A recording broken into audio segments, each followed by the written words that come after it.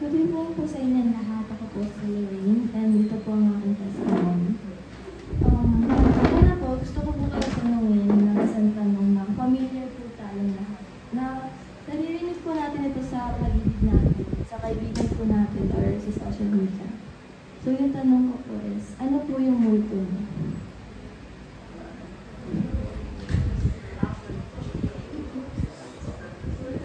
Tungkol ba ito sa inyong nakaraan sa isang tao, sa mga desisyon niya sa buhay, o sa mga pagkakamali niya? Kung ako naman ang tatanungin niyo kung ano ang aking multo, hindi yung nakaraan ko, hindi yung mga desisyon ko, at hindi din ang aking pagkakamali. Oo, nandun pa rin yung mga regrets and yung mga sana, but for me, it's not my multo. For me, ang aking multo ay yung mga mangyayari pa lang sa future, at yung mga expectations ko sa sarili ko. Every day, pumapasok sa isip ko na what if hindi ako maging ganito? What if hindi ako maabot yung pangarap ko? What if hindi ako maging chef? What if hindi ako maging financially stable? What if hindi ganito pa rin? What if ganito pa rin kahirap buhay ko sa future? Lahat ng yan, araw-araw pumapasok sa isipan ko.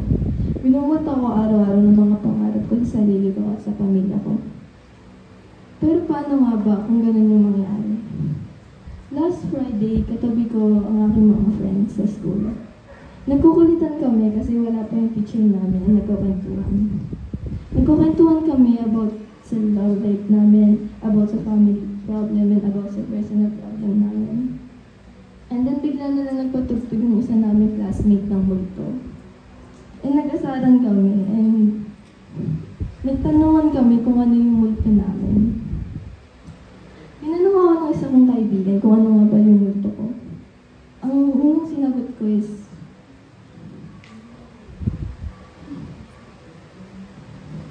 kung sabi ko yung past relationship ko sa isang taong napakahalaga sa akin, ang nasira dahil sa kakulangan ng time at sa kakulangan ng pag-uusap. Matapos kong sumagot, napaisip ako, ayun ba talaga yung multo ko? Yes, nandun yung paghinayang, nandun yung regrets, but sabi ko, hindi ba normal lang yun sa life na may darating at may aalis? Yes, it hurts, but sabi ko, kasama yun sa process ng life. Naisip ko buong araw na ano nga ba talaga yung multo ko. Hanggang naiisip ko yung mga multo ko na nabanggit una. Kasi sa totoo lang, hindi nakakatakot ang nakaraan. Kasi tapos na, nalagpasan na, wala na hindi na mababalikan. Eh yung mga expectations and mga pangarap mo. Na what if hindi matupad. So parang mas nakakatakot. Kanina habang ginagawa ko yung testimony ko, tinanong ko ni Mama kung ano daw yung testimony ko kasi alam ni Mama na ngayon magte-testimony ako. Kasi sabi ko, ginagawa ko pa lang and parang fina-finalize ko pa.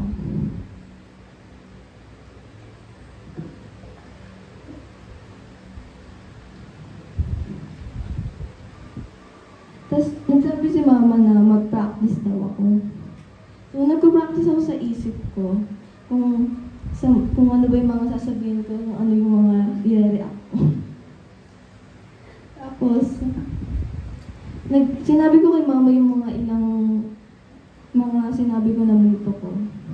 Ang sabi niya, kung ganyan yung iisip mo, na wala kang malalating o hindi mo matutupad ng mga pangarap mo, hindi mo talaga matutupad yan. Lahat sa una mahirap, pero hindi ka naman nag-iisa. Kasama mo kami, at kasama mo ang Panginoon.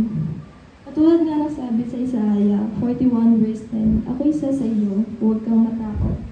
Ako ang inyong Diyos, hindi ka dapat mangamba. Palakasin kita at tutulungan, iingatan at iligtas.